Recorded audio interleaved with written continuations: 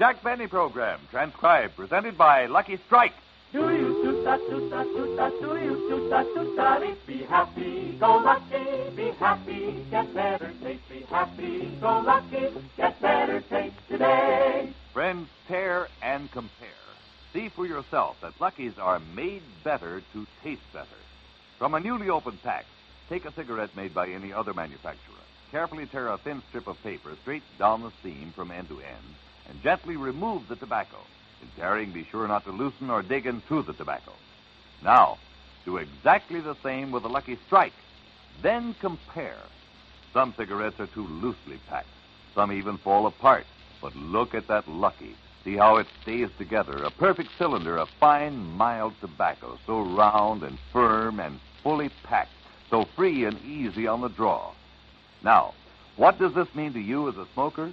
It means your Lucky is free of excessive air spaces, hot spots that burn harsh and dry, and those annoying loose ends that spoil the taste. And because your Lucky has long strands of fresh, clean, good-tasting tobacco, it burns evenly, smokes smooth and mild. Yes, tear and compare. Prove to yourself that Lucky's are made better to taste better. Then make your next carton Lucky Strike. The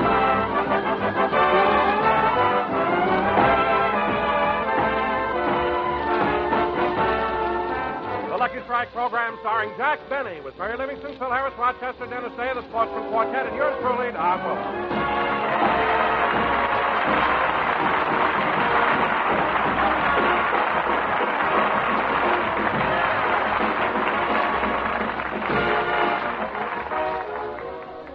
And now, ladies and gentlemen, it gives me great pleasure to bring you the star of our show, a man who... Wait a minute. Hold it.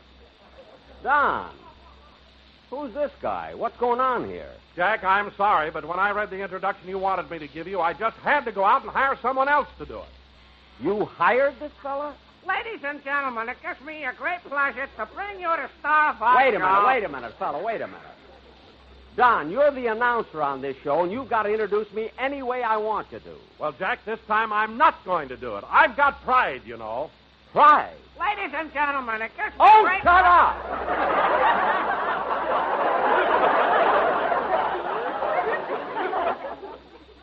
Don, what is this pride you're talking about? I'll tell you what it is.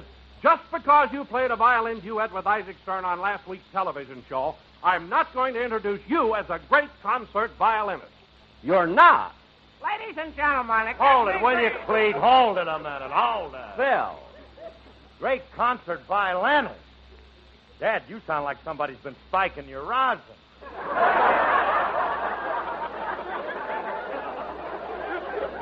Well, you're a fine one to talk. What do you know about music? Okay, Jackson, okay.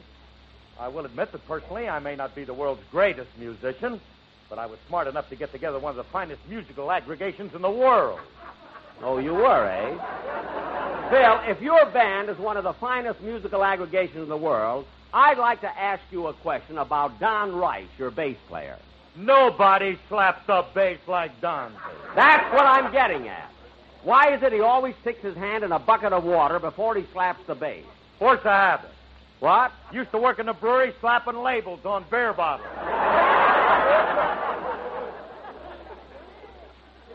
All right, Phil, I'll accept your explanation of Mr. Rice's musical eccentricities.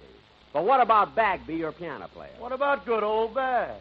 Well, Phil, I won't say anything about the fact that he's on parole. We'll forget that. But he can't read music, he doesn't know the white keys from the black keys, and I never saw such a crazy-looking piano. What's that extra pedal for? That was Bagby's idea. 4 pedals on a piano? What are they? Soft, medium, loud, and gas. Gas pedals? Never knows when he'll have to make a getaway. Oh, then that answers my other question. I was going to ask why the piano has white sidewall tires. Old Bagby thinks of everything. Well, it's too bad he doesn't think a little more about music. What? Phil, you know as well as I do, not only does Bagby play by ear, but if it isn't in the key of C, he can't play at all. Oh, he can't, eh? No. Okay, Jackson, you asked for it. Hey, Charlie. Yeah? Come here a minute. Phil, you don't have to go through all of Look, you said that all he knows is the key of C. Now, let's find out. Go ahead. Ask him anything. Anything at all. that. Okay. How about something with 3 sharps? Go ahead, Charlie. Give him something with 3 sharps. Well,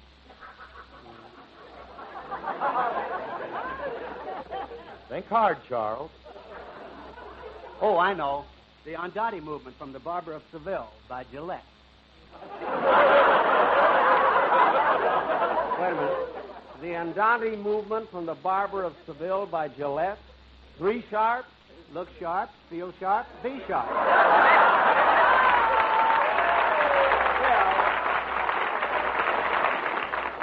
Phil, you can tell that corny Bagby to go now, will you? Yeah, okay. You better leave town. How do you like that? He drove the piano right out of the studio. I don't know why I get into these things. All I wanted was a classy introduction. Ladies and gentlemen. Not excuse me. from you! I want the introduction from the one who's supposed... Oh, hello, Mary. Hello, Jack. What are you mad about? I'm not mad. Just that I asked Don to do something. When he refused, it hurt my feelings. John Wilson, you ought to be ashamed of yourself. After all Jack has done for you. In fact, we should be grateful for what he's done for all of us. And when Jack requests any of us to do something, we should make every effort to comply with his wishes. Thanks, Mary. I guess you're right, Mary. Okay, Jack, I'll do it. I'll introduce you as a great concert violinist. Ladies and gentlemen... Wait a minute. Mary. Jack, is that what you asked John to do? Introduce you as a great concert violinist? Yes, that's all. That's all? He ought to slap your face. Mary, I thought you were on my side. Whatever gave you the idea that you're a great concert violinist? Because on my television show, I played a violin duet with Isaac Stern. That's why. And he wants me to call him Yasha Benny. What are you laughing at, Mary?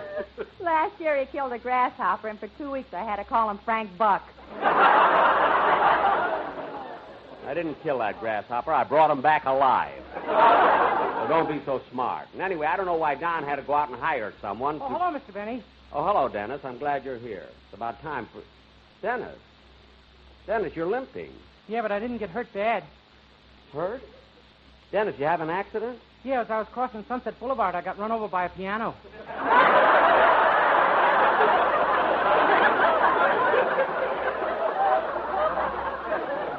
Oh, for heaven's sake. That was Bagby. He got his piano from Madman Wurlitzer. Now, Dennis, I got to get this program started, so you better sing your song right now. I'm not going to sing until you pay off for my being on your television show. I can't do that until next week. Jack, why can't you give him the money now? Oh, he isn't going to pay me money. Mr. Benny said if I went on a television show, he'd do something for me that's a great honor. A great honor? Yeah, he's going to write in my name for president in the California primary.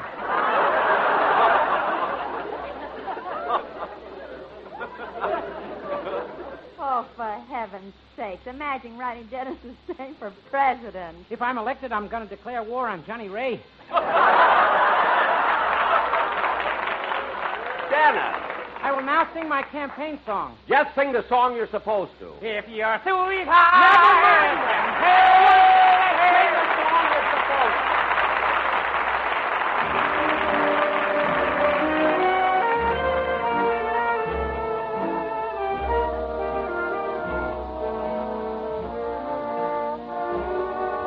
be a beggar, be a thief, be my sunshine or my grief, be anything but darling, be mine. Be a wise one, be a fool. Treat me tender or treat me cruel. Be anything but darling, be mine.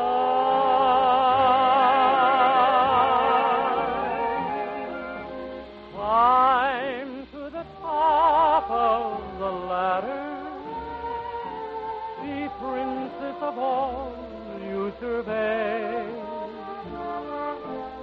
Pale, and it still doesn't matter. If you love me, everything is okay. Be the angel of my friend.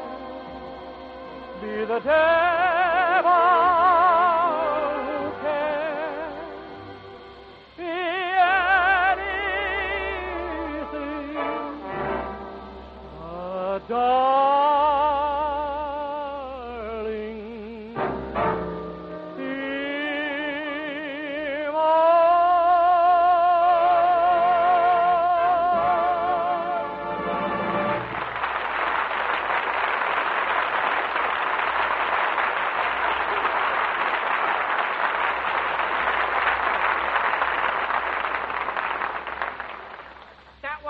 Anything but Be Mine, sung by Dennis Day. And very Hey, you! Huh? I don't want you to do any announcing on this show.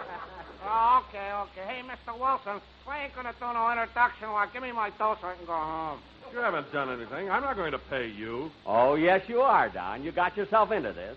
Now pay him and get him out of here. Oh, all right. How much do I owe you? $1.25.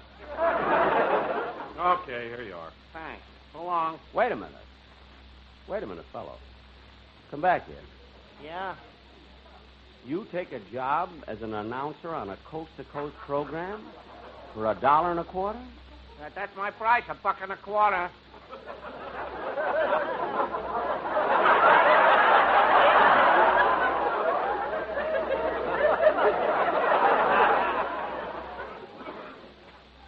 Come here a minute.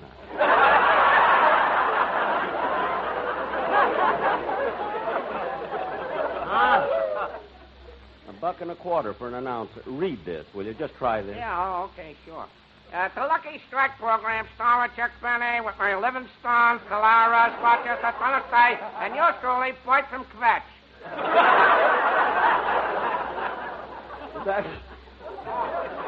That's your name? Say, that's all right, Mr. Kvetch. Jack, you wouldn't dare. Hey, I can lead a band, too. Now, wait a minute, Quetch. You ain't leading my band. Phil, you stay out of this. I can also sing tenor. Well, did you hear that, Dennis?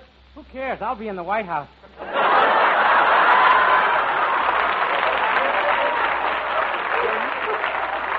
You're not going to be president, forget it. You stick around, Mr. Kvetch, and I'll talk to you after we do our play. Oh, Jack, are we going to do a play? Yes, Mary. Tonight we're going to do our version of that great Universal International picture, Bend of the River. Oh, Jack, isn't that the picture that starred Jimmy Stewart? That's the one. It's a colorful epic of the days of the covered wagon as civilization moved westward into Oregon. So, Don, set the scene. Okay.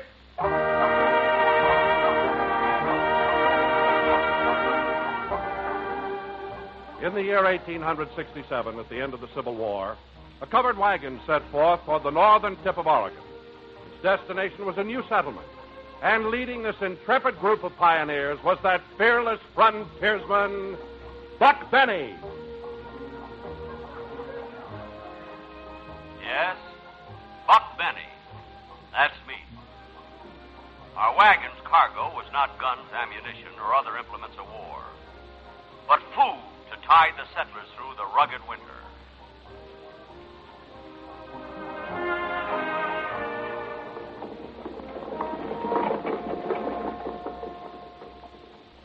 Say, Buck, What is it, Kate? we've been on the trail since sunup. Don't you think we ought to stop for the night? No, Kate, we got to keep going till we reach the next waterhole. It's only about 2 miles, I reckon. Oh, Buck, let's stop here for the night. I said we're going to keep going. Well, can't the horse pull for a while? I'm tired.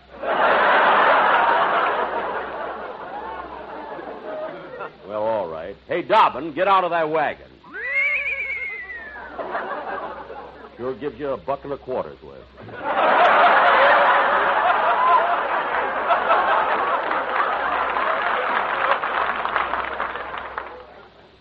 Buck, why can't we stop here? We got plenty of water. I know, but it's not safe here. This is Indian country. You sure? Of course I'm sure. Look there on the ground. A scalp. That's yours. Pick it up. Oh. continued towards the hills, we saw signs of Indians everywhere. Though we knew we were surrounded by redskins, we made camp and ate our evening meal. We each ate a can of beans, and they would have been easier to digest if we'd have had a can opener. Suddenly, I heard horses' hoofs. As we listened in the darkness, guns ready for action, the horse came closer. Suddenly, a stranger galloped into our camp. He was about as tall as Jimmy Stewart. And he was slim like Jimmy Stewart. Come to think of it, he smiled like Jimmy Stewart, too. He came up to me and said, Say, excuse me, partner. I've been riding alone for days. I reckon it's all right if I join you into Oregon, ain't it? But he didn't talk like Jimmy Stewart.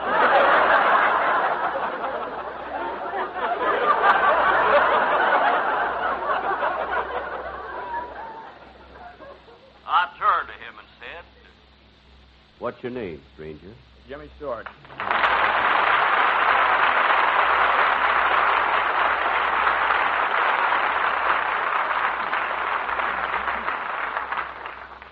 Must have been him, all right. All the Indians applauded.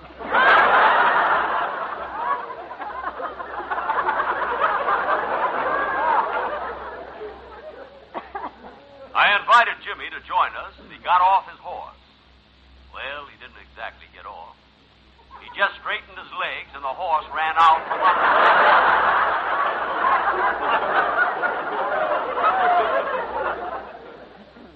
We talked for a while, and then I introduced him to my wife. Oh, Jimmy, Yes, Buck. I'd like you to meet Kate. Hi, Jimmy. Well, kiss me, Kate. What? Come here, baby. Hey, hold on there.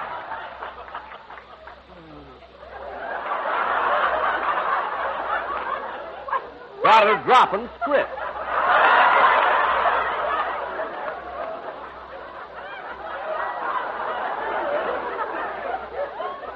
Wait a minute.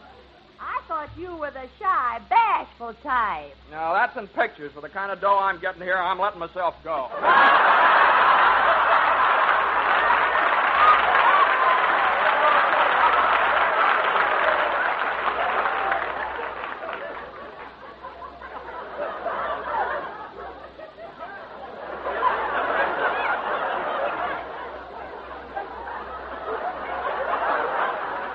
He was not a buck and a quarter man.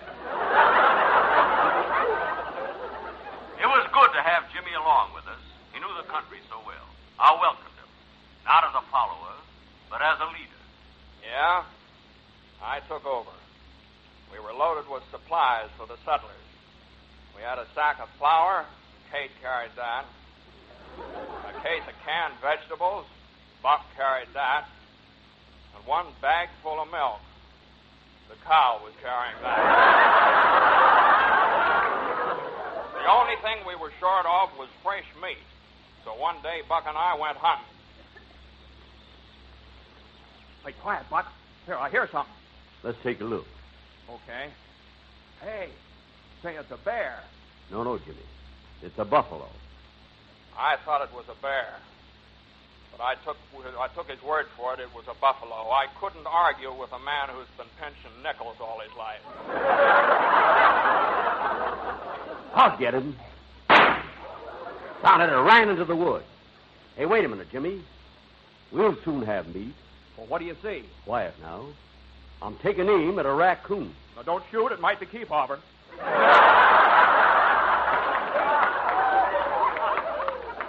Oh, yes. Come on, let's get on with the hunt. Finally, we returned to the camp with plenty of game. This was due to our wonderful hunting dog. This dog wasn't a pointer. He was too well-mannered to point. He'd just nudge you and say, "Over there, stupid." We weren't in camp very long when all of a sudden... Indians! Hey, they're attacking! Come on, let's see if we can pot them all.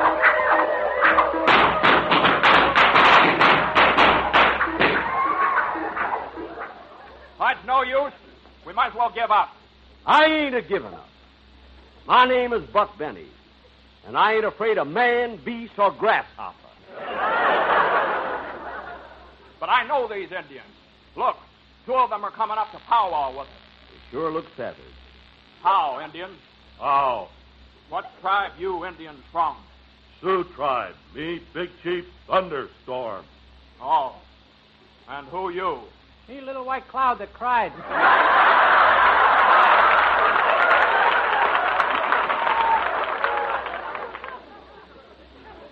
What? Having faith in all kinds of weather. We bound for Oregon. My name, Buck Benny. Let me speak to them, Buck. I talk their language. Listen, you Indians. Ugh. Coela Monga, Shoshone Tabits, Iroquois Ook, Palebwo TP. Vaja Nagula Munga, Diga Muga Muga. Og Nagula Iroquois Tanahouse Wigwam. Magohu Shoshone Onga Sagano Talena. Sagamore Squaw Tomik Gitchi Gumi. Oiga Nuga Magahuhu.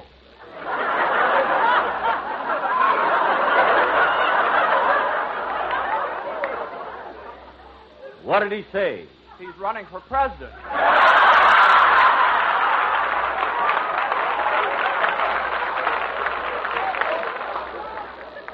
Now, Chief, we're not looking for trouble. We want peace. Only way you can have 'em peace is make you join tribe. You mean make us Indians? Yes. We decided to be adopted by the tribe. And that night, after adoption ceremonies, we sat around the campfire with the other Indians and sang songs. Like the Selnamo, Navajo, Kickapoo, like the Cherokee, I'm an Indian too. Just like Battle Axe, Jesse Block, Manny Sachs, like those Indians, I'm an Indian too. Some Indian summer's day, here's what we'll do. Take some Indian made for riding Tippecanoe. I'll wear Marcus a wampum bound feather hat. We'll go to prove you don't know your song.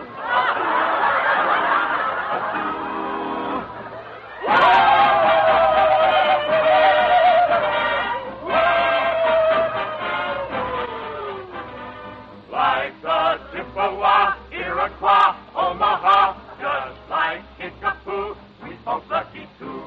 We do the same as you. When we take 'em pop, sure enough, no rough puff, never tasting too. Lucky's best for you. It's true, it's best for you. Give Indian brains a gift, we be your friends.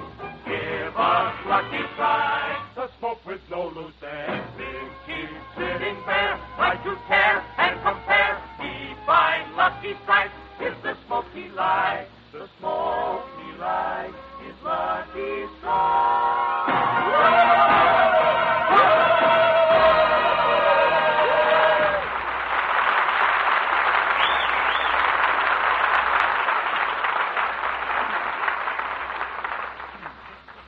The following day, we bid farewell to the Indians, and our wagon pushed on. We crossed the mountains and kept traveling. We weren't sure of where we were until one day, while on a vast open plain, another wagon crashed into us. It was then we knew we were in California. Happily, we continued northward. Yep. Well, we'll soon reach the end of the trip. Then we can have all... Someone's approaching on horseback. All right, now be careful. Get your guns. Don't waste ammunition. Don't shoot till you see the whites of his eyes. Whoa! Whoa, teetotaler. Hi, all strangers. I'm Curly Hair. No wonder we didn't see the whites of his eyes. Wait a minute, stranger. What can we do for you? I want to buy your food. I'm working with a bunch of miners. Gold miners? Yep, and we struck it rich. We got tons of gold, but we need food to carry us through the winter. Our food ain't for sale. It's for the settlers in Oregon. But I'll pay you well. I'll give you 10 times what you paid for it. And in gold. He's offering us gold, Jimmy. Gold. Let's sell. Now, Buck, think what you're doing. With the gold, you'll starve to death. But with the food, you'll live. Live to see another spring with its flowers and soft breezes and balmy air scented with orange blossoms. Now, wouldn't you rather have all that than to die with the gold?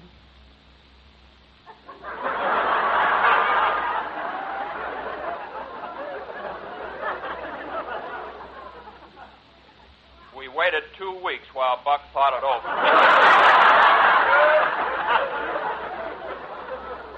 I made up my mind, Jimmy.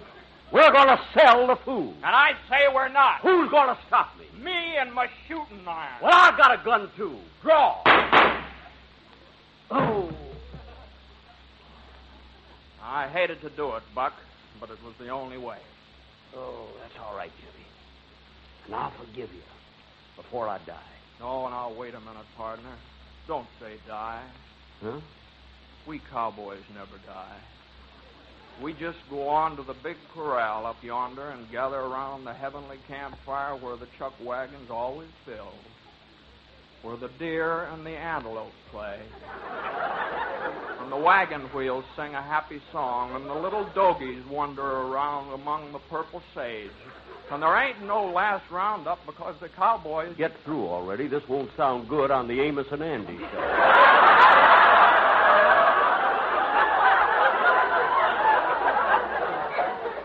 Oh. Goodbye, Jimmy. Goodbye, everybody. So, Buck passed on.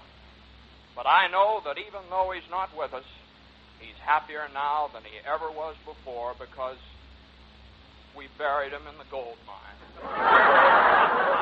So the wagon train pushed onwards. Ever onwards we pushed till we reached the settlement in Oregon at the bend of the river.